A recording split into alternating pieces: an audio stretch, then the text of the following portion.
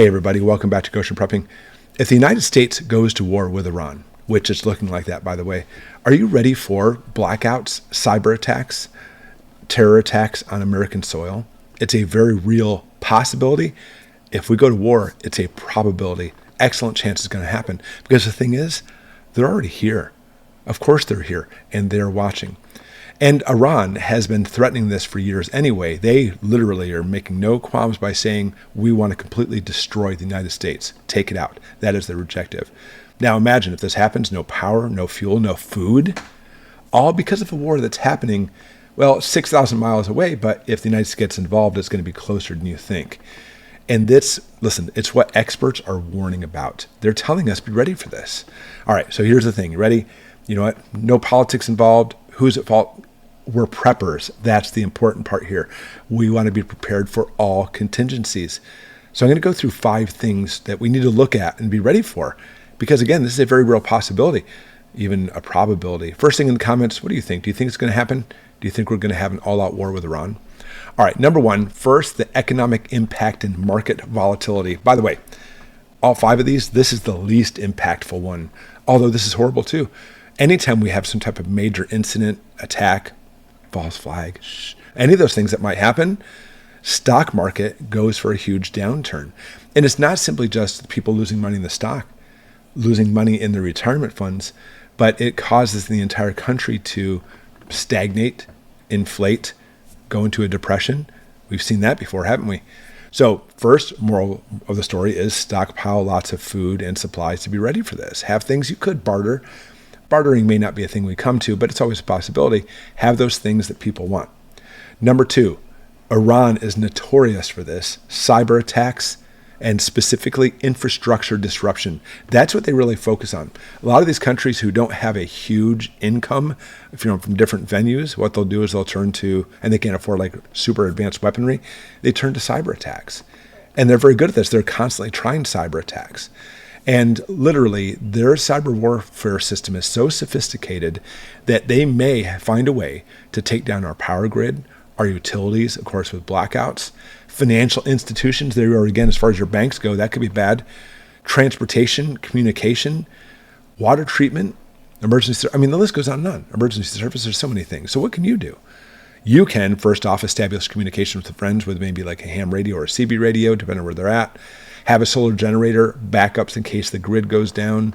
Transportation. I have an electric bike. I charge up my solar generator. It's great. I have ways to treat my own water, my own emergency services. And that's something you should focus on too. Again, we prep. Number 3, see energy price spikes because of this, leading to supply chain issues. Why? Because there's a lot of oil coming from Iran.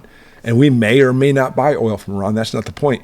But if they're going down and literally part of the huge Middle East is now not selling as much oil, the rest of the oil is going to go up in price. It's a market. It's not simply just, oh, I bought it from them. The market value will go way up. And if this happens, of course, we're going to be paying even more at the pump. Here in Michigan, we're teetering around $3. We've seen it much higher than that, for sure. It certainly can go even much, much higher if this happens. And of course, then, I want to say in the long run, we're not talking about a very long distance after that. Truckers need gas too. They need the diesel. They need to be able to have the fuel to power their trucks. And so therefore it starts now trickling down into everything, causing another major inflation as we've seen before.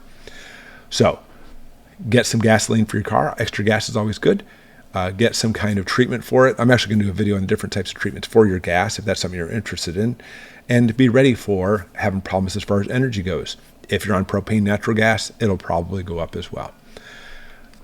Again, getting bigger as we go. Terrorism and security threats. Certainly something we need to worry about. And when we look at this, we always see an increase in sabotage in the United States. There's nothing more than your home country being attacked. Again, we're not getting into the politics. It's who's at fault here. That's not what this channel is all about. But nevertheless, if your country's attacked, regardless who's at fault, it increases the motivation for doing things like terrorism and sabotage. And we certainly see that. Law enforcement very well could become overwhelmed in these situations. So therefore, you need to be able to protect yourself. Learn self-defense, both physically fit, physical self-defense, but also with weapons too. And it's not simply saying, oh, look, I bought this, I'm good. You're not good. You need to practice and train and drill. Not to mention, it very well may lead to travel restrictions. And I'm not talking about simply just going to other countries. But within the United States, even if you're just flying somewhere, TSA may come through and make it much more difficult to try to thwart this. All right, then the last one. We're drastically seeing an increase in the probability, listen to me, not possibility, a probability of this not just being localized in the Middle East, but World War III. Iran, if you didn't know, has joined BRICS. When we see BRICS, it's a major conglomerate. It started off financial trade, but it's leading to military as well. We see lots of countries already sending troops and weaponry to Russia, for example. Russia and Iran, practically speaking, are tied to the hip. Russia supposedly launched some drone strikes, and the drones came from Iran. And literally, we see in the news that Russia has, and China even too, has been sending armament and like missiles to Iran. But just to show you how serious this is, I want to show you a couple news articles. Iran readies missiles for possible U.S. attacks if Washington joins the war. In this article, they're talking about attacks in the Middle East, but nevertheless, it's something we need to look at. Not to mention placing mines in the Strait of Hormuz.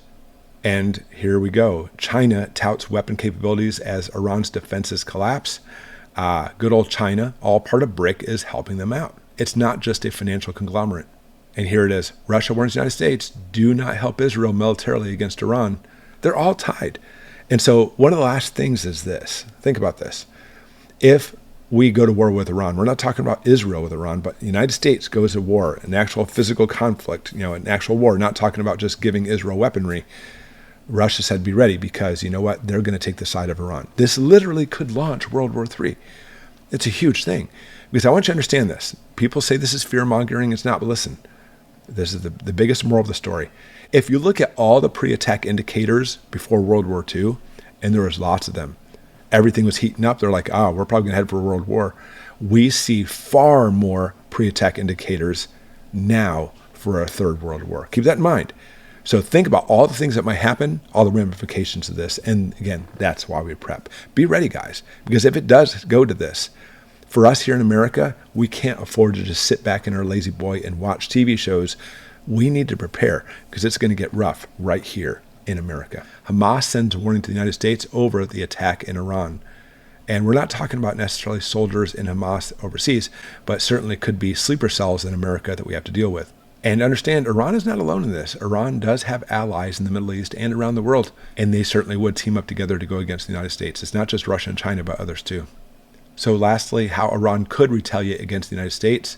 3 possible options. And by the way, we're sending another carrier group over there to handle the situation. It is definitely escalating. We mentioned before they could have strikes on United States assets over there. And again, I mentioned before, disrupting the Strait of Hormuz, which will cause a price increase of oil and commodities in the United States. And this is the moral of the story, unleashing an axis of resistance. We're talking about literally these countries joining together against the United States and their allies, leading to World War III. Thanks for watching, everybody. I appreciate you. We'll see you next time.